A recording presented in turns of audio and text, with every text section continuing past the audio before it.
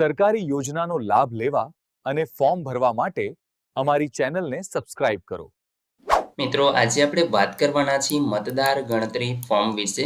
Form કેવી રીતે ભરવું એના વિશે ચર્ચા કરવાના છીએ। તે ઉપરાંત ઘણા બધા લોકોના મને પ્રશ્ન હતા કે માતા પિતા અને વાલીના ડોક્યુમેન્ટ નથી અથવા તો જીવનસાથી ન હોય તો એ ખાનાની અંદર તમારે શું કરવું। તો આવા તમામ પ્રશ્નના જવાબ અને તમારે ફોર્મ કઈ રીતે ભરવું એના વિશે સંપૂર્ણ માહિતી તમને આ વિડીયોની અંદર આપવાની છે।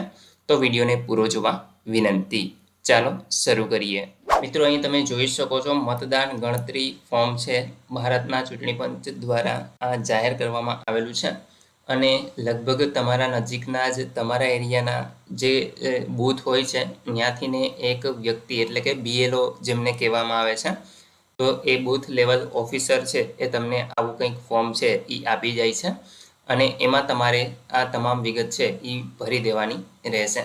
મિત્રો આ ફોર્મ શા માટે તમારી પાસે ભરાવવામાં આવે છે, આનું મહત્ત્વ શું છે એના વિશે આપણે પહેલે જ વિડીયો બનાવી ચૂક્યા છીએ। તમને લિંક ડિસ્ક્રિપ્શનમાં મળી જશે। જો તમારે SIR વિશે તમામ માહિતી જાણવી હોય તો એ વિડીયો તમે જોઈ શકો છો। મિત્રો અહીંયા આપણે ઘણી બધી ડિટેલ છે એ તમારા વિશે એટલે કે જે વ્યક્તિનું ફોર્મ હશે એના વિશે અહીંયા આપણે તમારો એપિક નંબર એટલે કે જે ચૂંટણી કાર્ડનો નંબર છે એ આપેલો હશે। તમામ વિગત તમને જોવા મળશે। અહીંયા તમારો QR કોડ તમે જોઈ શકો છો અને તમારો ફોટો અહીંયા તમને જોવા મળશે। મિત્રો એક તાજેતરનો ફોટો તમારે પાસપોર્ટ સાઇઝનો આ ખાનાની અંદર ચોંટાડવાનો રહેશે। ત્યાર પછી મિત્રો અહીંયા તમે જોશો તો તમારી જન્મ તારીખ, દિવસ, મહિનો અને વર્ષ અહીંયા આગળ તમારે લખવાનું છે। અહીંયા મિત્રો તમે જોશો તો તમારે તમારી એટલે કે જે વ્યક્તિનું ફોર્મ છે એની જન્મ તારીખ પહેલાં તમારે તારીખ લખવાની છે, ત્યાર પછી મહિનો અને વર્ષ છે એ લખી દેવાનું છે।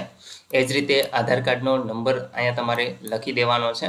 અહીંયા મિત્રો કાઉન્સમાં લખેલું છે વૈકલ્પિક એટલે કે તમારે આપવો હોય તો આપી શકો, અન્યથા છોડી શકો, પરંતુ હું તમને સજેશન આપું છું કે તમે આધાર કાર્ડનો નંબર છે અહીંયા ફરજિયાત આપજો। ત્યાર પછી મિત્રો મોબાઈલ નંબર તમારે તમારો આ ખાનાની અંદર લખી દેવાનો રહેશે। ત્યાર પછી મિત્રો જે વ્યક્તિનું આ ફોર્મ છે એમના પિતા એનું નામ છે એ આ ખાનાની અંદર તમારે લખી દેવાનું રહેશે। ત્યાર પછી મિત્રો જે વ્યક્તિ ફોર્મ ભરે છે એમના પિતાનો જે વોટર આઈડીનો નંબર એટલે કે ઇલેક્શન કાર્ડનો જે નંબર છે એ આ ખાનાની અંદર લખી દેવાનો રહેશે। હવે મિત્રો ઘણા બધા લોકો છે એ મોટી ઉંમરના હોય તો એમના પિતા છે એ ગુજરી ગયા હોય, તો એવા કિસ્સાની અંદર જો તમારા પિતાનું વોટર આઈડી કાર્ડ ન હોય તો તમારે અહીંયા આગળ ગુજરી ગયા હોય તો તમારે આ ખાનાની અંદર કોઈ પણ પ્રકારનું છે એ લખાણ કરવાનું નથી, એને ખાલી છોડી દેવાનું છે। એટલે કે વોટર આઈડી કાર્ડનો નંબર નથી તો એને છોડી દેવાનો છે, કાંઈ તમારે એમાં લખવાનું નહીં થાય।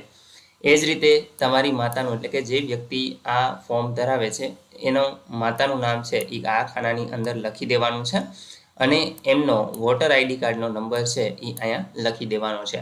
અને મિત્રો પિતામાં પણ જેમ ગુજરી ગયા હોય તો કાંઈ કરવાનું નહોતું, તો એ જ રીતે તમારા માતા પણ જો જે મોટી ઉંમરના લોકો હોય એમના માતા ગુજરી ગયા હોય અને એમનું વોટર આઈડી કાર્ડ રદ થયેલું હોય તો એવા કિસ્સાની અંદર બની શકે કે વોટર આઈડીનો નંબર ન હોય, તો એવા કિસ્સામાં તમારે એક ખાનાની અંદર કાંઈ પણ પ્રકારે લખાણ કરવાનું નથી થતું, માત્ર તમારે તમારા માતાનું નામ જ લખી આ ખાનામાં અને આ ખાનું છે એ છોડી દેવાનું રહેશે। એ જ રીતે પિતાનું પણ આ ખાનું છે એ છોડી દેવાનું રહેશે। તો એપિક નંબર ન હોય તો તમારે એમાં કાંઈ કરવાની જરૂર નથી। ત્યાર પછી મિત્રો તમારા જીવનસાથીનું નામ એટલે કે જે વ્યક્તિનું ફોર્મ છે એમના પત્ની હોય અથવા તો કોઈ પત્ની ફોર્મ ભરતી હોય તો એમના પતિનું નામ છે એ આ ખાનાની અંદર લખી દેવાનું રહેશે અને એમનો વોટર આઈડીનો નંબર છે એ આ ખાનામાં લખવાનો રહેશે। જો કોઈ પરિણીત વ્યક્તિના પતિ અથવા તો પત્ની કોઈ ગુજરી ગયું હોય તો મિત્રો આ ખાનું પણ તમારે છે એ ખાલી છોડી દેવાનું છે, એમાં કોઈ પણ પ્રકારનો જે એપિક નંબર છે એ લખવાનો થતો નથી। તો આ રીતે કંઈક તમને છે એ આ ફોર્મ ભરી દેવાનું થશે। મિત્રો ઉપરના સેક્શનની અંદર તમને કાંઈ પણ ન સમજાણું હોય તો તમે કોમેન્ટ દ્વારા પૂછી શકો છો, આપણે દરેક કોમેન્ટના જવાબ છે એ આપશું અને પોસિબલ હશે તો હું એક અલગ તમારા જે ક્વેશ્ચનો છે એ મને પૂછશો તો હું એક અલગ વિડીયો છે એ બાબતે લઈ અને આવીશ, જેથી તમારા બધાના જ પ્રોબ્લેમ છે એ સોલ્વ થઈ શકે। તો મિત્રો તમે પ્રશ્ન છે એ જરૂરથી પૂછજો। જો તમને ન સમજાય અથવા તો તમને ભરવામાં કંઈ પણ તકલીફ પડતી હોય તો તમે ક્વેશ્ચન પૂછી શકો છો કોમેન્ટ દ્વારા। ત્યાર પછી મિત્રો આપણે બીજું જે નીચેનું સેક્શન છે, બે સેક્શન છે એ કઈ રીતે ભરવાના એના વિશે વાત કરી લઈએ। તો અહીં મિત્રો તમે જોઈ શકો છો કે છેલ્લા એસઆઈઆરની જે મતદાર યાદી છે એમની વિગત હવે તમારે અહીંયા આગળ ભરી દેવાની થાય છે. હવે માની લો કે છેલ્લા એસઆઈઆર મતદારની જે યાદી છે 2002 મુજબ છે. તો મિત્રો એની વિગત તમને ક્યાંથી મળશે એ પણ આપણે આ વિડીયોની અંદર જોવાના છીએ. અને માની લો કે તમારું 2002ની અંદર નામ નથી, તમને 18 વર્ષ તે સમયે નહોતા થયા, તમારું નામ નથી, તો તમારે શું કરવાનું છે એ પણ આપણે જોઈએ.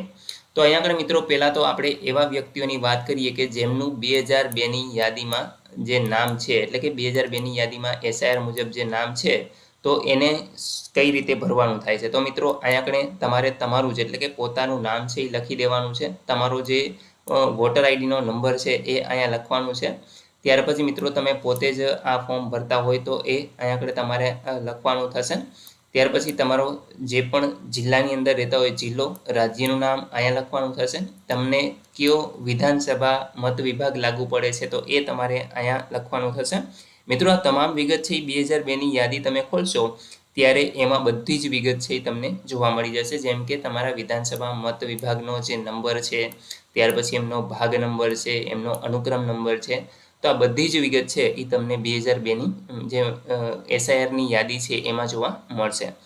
મિત્રો તમને પ્રશ્ન થશે કે આ 2002ની જે યાદી છે એ કઈ જગ્યાએથી આપણે મેળવવાની રહેશે.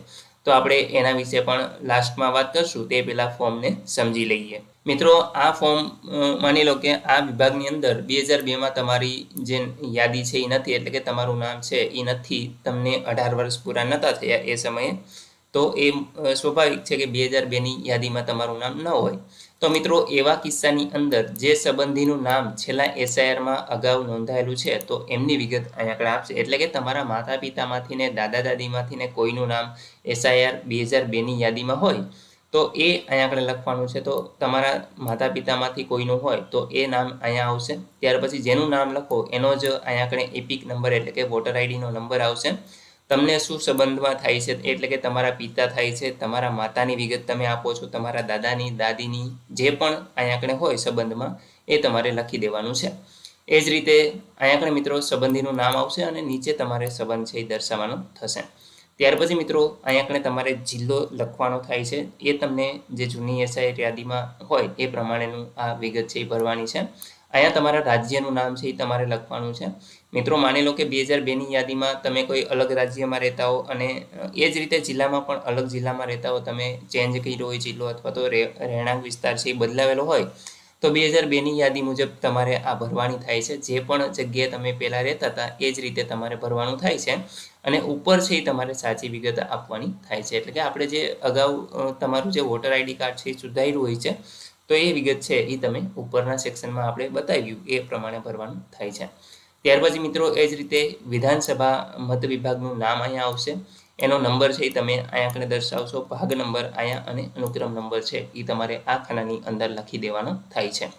હવે મિત્રો આ તમામ વિગત ભરાઈ જાય, આમાંથી ને થશે કેવું કે જો 2002ની અંદર તમારું નામ ન હોય તો જ તમારે આ વિગત ભરવાની થશે અને જો 2002માં તમારું નામ હોય તો તમારે આ વિગત ભરવાની થતી નથી. એટલે કે આ બે ખાનાની અંદરથી ને કોઈ એક જ ખાનું છે એ તમારે ભરવાનું થશે. તો અહીંયા આગળ મિત્રો તમને કેટલીક શરતો છે એ જોવા મળશે, એક વખત તમારે ખાસ વાંચી લેવાની. મિત્રો આ તમામ જે માહિતી તમે આપો છો એ તદ્દન સાચી હોવી જોઈએ. જો ખોટી હશે તો તમે મિત્રો અહીંયા આપણે ગુનાને પાત્ર પણ બની શકો છો, તમને સજા અને દંડ અથવા તો બંને થઈ શકે છે. તો એ ખાસ તમે ચકાસી અને ત્યાર પછી જ તમારી માહિતી છે એ ભરજો. એક વખત વ્યવસ્થિત તમે આ વિડીયોને જોઈ લેજો. તમને ન સમજાય તો તમે કોમેન્ટ દ્વારા પૂછી શકો છો. ત્યાર પછી મિત્રો આ તમામ વિગત ભરાઈ જાય એટલે તમારે અહીંયા આગળ તમારી સાઇન છે એ કરી દેવાની છે. જો કોઈ મોટી ઉંમરના અભણી વ્યક્તિઓ હોય તો તેમને અહીંયા આગળ અંગૂઠો છે એ લગાવવાનો થશે. જે વ્યક્તિનું આ ફોર્મ છે એમને અહીંયા આગળ સાઇન કરવાની થાય છે અને જે બીએલઓ તમને ફોર્મ આપી ગયા છે એમની સાઇન છે એ અહીંયા આગળ આવશે. તો એ તમે ખાસ જોઈ લેજો. તો મિત્રો આ રીતે કંઈક તમારે ફોર્મ ભરવાનું થાય છે. હવે આપણે વાત કરીશું કે છેલ્લા એસઆઈઆરની ડિટેલ છે એ આપણે કઈ રીતે ડાઉનલોડ કરવી અને તમારું નામ છે એ તમારે કઈ રીતે શોધવું. તો આપણે હવે આગળની પ્રોસેસ જોશું. તો મિત્રો એના માટે તમારે તમારા ફોનની અંદર અથવા તો જો પીસી હોય તો પીસીની અંદર તમારે કોઈ પણ એક બ્રાઉઝર ઓપન કરી અને વોટર પોર્ટલ એવું સર્ચ કરાવવાનું છે. અહીંયા તમને પહેલી જે વેબસાઇટ જોવા મળશે એના ઉપર તમારે ક્લિક કરી દેવાનું છે. જેવું તમે ક્લિક કરશો એટલે મિત્રો અહીંયા આગળ તમે જોઈ શકો છો કે મતદાતા સેવા પોર્ટલ અને એની બાજુમાં એક સર્વિસનું સેક્શન તમને જોવા મળશે. અહીંયા મિત્રો તમે જોશો તો search your name in last SIR. હવે ઘણા બધા લોકો શું કરે છે કે અહીંયા આગળ મિત્રો બિહારની અંદર જઈ અને પોતે સર્ચ કરાવે છે. પછી મને ઘણી બધી એવી કોમેન્ટો પણ આવી કે આમાં સર ડિટેલ છે એ બિહારની જ જોવા મળે છે. તો મિત્રો તમે આમાંથી ને કોઈ ડાઉનલોડ કરશો અથવા તો અહીંયા આગળ સર્ચ કરાવો તો તમને બિહારનું જ મળે, કારણ કે અહીંયા લખેલું છે એસઆઈઆર ફાઇનલ પબ્લિકેશન 2025 બિહાર. તો તમે બિહારની ડિટેલ શું કરવા જુઓ છો, તમારે સર્ચ કરાવવાનું છે આ બાજુના સેક્શનમાં. અહીંયા તમે જોઈ શકો છો કે સ્પેશિયલ ઇન્ટેન્સિવ રિવિઝન. તો આ એસઆઈઆર 2026 છે, આમાં તમારે અહીંયા આગળ નીચે જોવાનું છે search your name in last SIR. ખાસ તમને કહું છું જમણી બાજુનું જે છે એમાં તમારે અહીંયા સર્ચ કરી દેવાનું છે. તમે આ જોઈ શકો છો. તો search your name in last SIR આ ઓપ્શન ઉપર તમારે ક્લિક કરી દેવાનું છે. જેવું તમે ક્લિક કરશો અહીંયા આગળ તમને 12 જેટલા રાજ્ય છે એ જોવા મળશે. હાલ 12 રાજ્યની અંદર આ કામગીરી શરૂ છે, તો આપણે એમાંથીને ગુજરાતને સિલેક્ટ કરી લઈશું. અહીંયા આગળ વ્યૂના ઓપ્શન ઉપર આપણે ક્લિક કરી દેવાનું રહેશે. મિત્રો આ વેબસાઇટ છે એ લોડના કારણે છે એ થોડોક સમય લાગી શકે છે. તમારે થોડુંક ધૈર્ય રાખી અને આના ઉપર છે એ કામ કરી લેવાનું થશે, કારણ કે ઘણા બધા લોકોની મને એવી પણ કોમેન્ટો મળી હતી કે સર આમાં ડાઉનલોડ નથી થતું. તો મિત્રો મેં ખુદે પણ 10 વખત ઓછામાં ઓછું છે એ ડાઉનલોડ પ્રોસેસ છે એ રિપીટ કરી, ત્યારે એક વખત માંડ ડાઉનલોડ ફાઇલ થઈ છે. તો તમને પણ પ્રશ્ન આવી શકે છે, તમને પણ પ્રોબ્લેમ થઈ શકે છે. તમારે છે એ આની 2-3 વખત ક્લિક કરી અથવા તો જ્યારે સાંજનો સમય હોય ત્યારે મોસ્ટ ઓફલી વેબસાઇટ છે એના ઉપર લોડ ઓછો હોય છે. તો મોડી રાત્રે તમે પ્રોસેસ કરશો તો વધારે વ્યવસ્થિત તમને સ્પીડમાં જોવા મળશે. તો મિત્રો અહીંયા આગળ હું ડાઉનલોડ છે એ કરી લઉં છું. હું જામનગર રૂરલની જે ડેટા છે એને ડાઉનલોડ કરું છું. તમને અહીંયા આગળ તમારા એરિયાનો જે પણ ડેટા લાગુ પડતો હોય એ તમારે અહીંયા આગળ ડાઉનલોડ કરવાનો છે. બાકી બધી પીડીએફ ડાઉનલોડ કરવાની જરૂર નથી. તો હું અહીંયા મારા જામનગર રૂરલ જે એરિયો છે એનો ડાઉનલોડ માટે અહીંયા ઓપ્શન છે. તો મિત્રો એના ઉપર આપણે ક્લિક કરશું એટલે તમે જોઈ શકો છો કે અહીંયા આગળ જે ફાઇલ છે એ ડાઉનલોડ થવાની શરૂ થઈ ગઈ છે. મિત્રો આ એક જીપ ફાઇલ હોય છે. જીપ ફાઇલ છે એ તમારે અહીંયા આગળ ડાઉનલોડ થશે, એટલે કે એક ઘણી બધી પીડીએફનું બંડલ હોય છે આખું. એ બંડલ છે એ તમારું ડાઉનલોડ અહીંયા આગળ તમને થતું જોવા મળશે. મિત્રો આ ડાઉનલોડ થઈ જાય ત્યાર પછી તમારે WinRAR કરીને એક એપ્લિકેશન આવે છે, એને ડાઉનલોડ કરવાની છે. ત્યાર પછી એના દ્વારા છે એ તમે તમામ પીડીએફ છે એ જોઈ શકશો. તો મિત્રો હું તમને પીડીએફ ખોલી અને બતાવી દઉં છું. મેં ઓલરેડી ડાઉનલોડ કરી લીધી છે. અહીંયા તમે જોઈ શકો છો આની જે ફાઇલની સાઇઝ તો ખૂબ નાની હોય છે, પરંતુ આ ડાઉનલોડ થવામાં ખૂબ જ વાર લાગે છે. તો એના હિસાબે હું અહીંયા આગળ કેન્સલ કરી દઉં છું એને. મેં ઓલરેડી ડાઉનલોડ કરી લીધેલી છે એટલા માટે. હવે મિત્રો તમે અહીંયા જોઈ શકો છો જે ફોલ્ડર હતું P026 એને મેં અહીંયા આગળ ઓપન કરી લીધું છે. આની અંદર બધી જ ઘણી બધી પીડીએફો છે. તમે જોઈ શકો છો 218 જેટલી પીડીએફો છે. હવે મિત્રો આમાં મારે છે એ મારું નામ ગોતવા માટે ઘણી બધી છે એ મથામણ કરવી જોઈશે, કારણ કે એક પીડીએફ ખોલી અને એની અંદર ચેક કરવાનું થાય છે. આનો બીજો કોઈ મિત્રો વિકલ્પ નથી. તમારે એ જ રીતે તમારું નામ છે એ શોધવાનું થાય છે.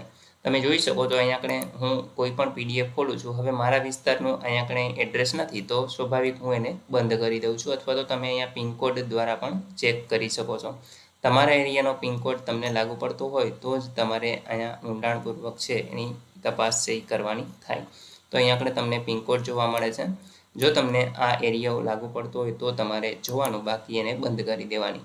તો એ જ રીતે મિત્રો અહીંયા આગળ તમારે 8-10 પીડીએફ છે એ છેટે છેટે જોઈ લેવાની, અને એ રીતે જો તમને વ્યવસ્થિત લાગુ પડતી હોય તમારા નજીકના એરિયાનો પિનકોડ અથવા તો એ રીતે તમારે ચેક કરી અને જોઈ લેવાનું રહેશે. તો મિત્રો આ રીતે મેં ખુદે પણ આ જ રીતે ફાઇલ છે એ ગોતી છે. ખબર છે મને ઘણી બધી મુશ્કેલી થશે, કારણ કે 212 પીડીએફમાં તમારે તમારું નામ ગોતવું એ ખૂબ જ જટિલ પ્રક્રિયા છે. તો અહીંયા તમે જોઈ શકો છો પિનકોડ છે એ ચેન્જ થઈ ગયો છે. મારે મિત્રો મારા એરિયાનો પિનકોડ 361120 છે, તો એ મારે ગોતવાનો છે.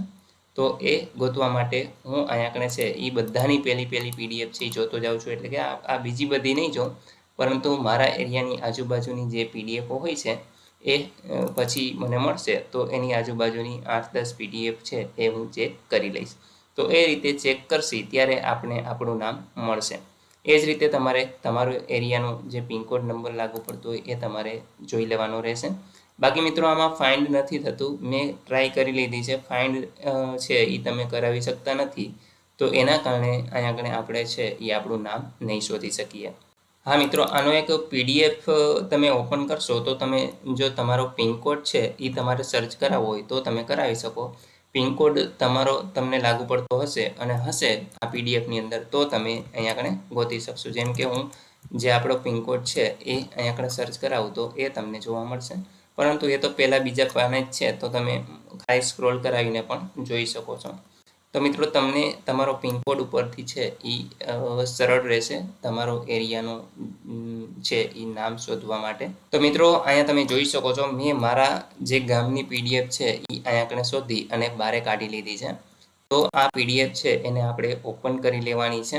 હવે અહીંયા તમારું જે પણ નામ હોય તો એ નામ છે એ તમારે આમાંથી સર્ચ કરી અને તમારો જે આગળનો અનુક્રમ નંબર અથવા તો ઘર નંબર જે પણ તમે કહો એ તમામ વિગત છે એ આમાંથી તમને મળી જશે. અહીંયા ઉપર મિત્રો તમામ વિગતો આપેલી છે, જેમ કે મતદાન કેન્દ્રનો ક્રમાંક છે એ તમામ વિગત અહીંયા તમને જોવા મળી જશે. તો આ રીતે તમારે વિગતો છે એ જે માંગેલ છે એ ખાનાની અંદર ભરી દેવાની રહેશે. ભાગ નંબર એ તમામ વિગત તમને જોવા મળે છે. તો એ રીતે તમારે ભરી અને તમારું ફોર્મ છે એ સબમિટ કરી દેવાનું રહેશે.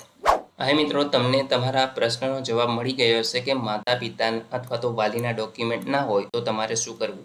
તો મિત્રો એ ડિટેલ ભરવાની નથી. તમારે તમારા માતા પિતાના જે એપિક કાર્ડ છે એની ડિટેલ ભરવાની નથી થતી અને એના ડોક્યુમેન્ટ પણ તમારે જોડવાના થતા નથી.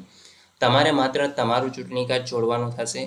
જો કોઈ નાના વ્યક્તિઓ હશે એટલે કે D કેટેગરીમાં આવતા હશે તો એમને મિત્રો એમના પોતાના ચૂંટણી કાર્ડની નકલ, ત્યાર પછી એમનું આધાર કાર્ડ અથવા તો જન્મ તારીખનો દાખલો કે LC હોય નિશાળનું તો એ જોડવાનું થશે જન્મ તારીખ માટે.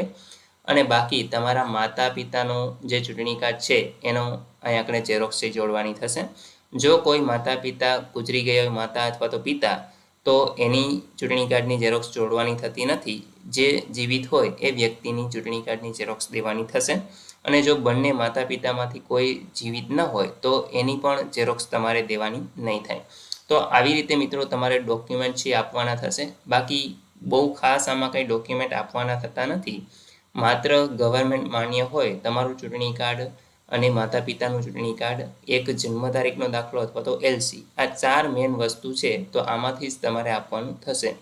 જો આમાંથી કોઈ ડોક્યુમેન્ટ ના હોય તો તમે પાસપોર્ટ આપી શકો, તમારું પાન કાર્ડ આપી શકો અથવા તો ગવર્મેન્ટ માન્ય કોઈ પણ કિસાન ક્રેડિટ કાર્ડ અથવા તો એને લગત જો ફોટો ID કાર્ડ હોય તો એ પણ તમે અહીંયા આપી શકો છો. તો મિત્રો આટલા ડોક્યુમેન્ટ છે એ સીમિત છે બહુ જ, એ તમારી પાસે અવેલેબલ જ હશે. તેમ છતાં પણ તમને કોઈ પ્રશ્ન હોય તો તમે પૂછી શકો છો. મિત્રો જો SIRનું ફોર્મ તમે ઓનલાઈન પણ ભરવા માંગતા હોય તો એ પણ અવેલેબલ છે. આપણે એના વિશે પણ પહેલાં જ વિડીયો બનાવેલો છે. તો એની પણ લિંક હું તમને ડિસ્ક્રિપ્શનમાં આપી દઉં છું. એ તમે જોઈ અને જાતે જ ફોર્મ ભરી શકો છો. Thank you. આ વિડીયો ગમે તો લાઈક કરો, તમારા મિત્રો સુધી શેર કરો અને ચેનલને સબસ્ક્રાઈબ કરો. જય હિન્દ.